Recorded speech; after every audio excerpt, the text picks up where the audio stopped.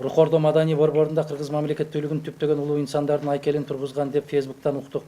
Кененирээк маалымат. Басыңыз, Жыргалбек мырза, Москвадан берип атыпсыз.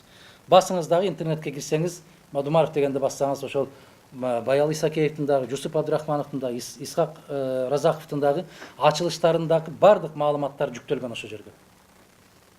Эмнеге ушу жакшылык жагын жүктөп койсо, таптакыр көрбөй каласыңар дагы. Анан 30 секундтук бир ушак чыгып кеткен болсо эле жабылып эле жатып калат. Ага ошол Рухордого ошол жетекчилердин айкелин тургузууга бир кишиден, мына ааламга жар салып айтам, бир кишиден бир тыйын албай биз тургуздук ошону. Бир кишиден бир тыйын албай. Мына көзү өтүп кетти, Ленин Абдрахманова деп, Жусуп Абдрахмановдун кызы, Света Исакеева деп, Светлана Исакеева, Баял Исакеевдин кызы ошолор катышты, күбө болушту. Салтанаттуу түрдө ачканбыз. Азыр ушунан улам кечээ көчмөндөр оюндарын баштап атканда дагы 2014-жылы Ысык көл, Нарын, Чүй, Баткен, Ош, Жалал Абад областтарынан бүтүндөй элге белгилүү аксакалдарды чакырып, ошол жерде ресторанда чоң дасторкон жайып, мен ошол жерден бата алдым эле. Ушул ишти баштап атабыз.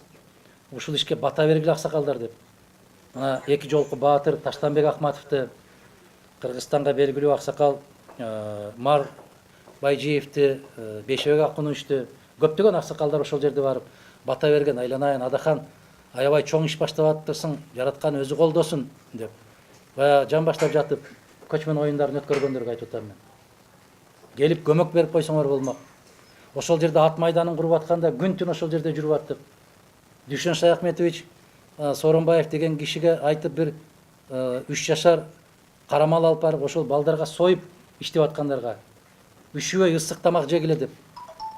Мына ошол мен өткөрдүм деген азаматтар келип бир куюм чай куюп бергенин уккан жокмун.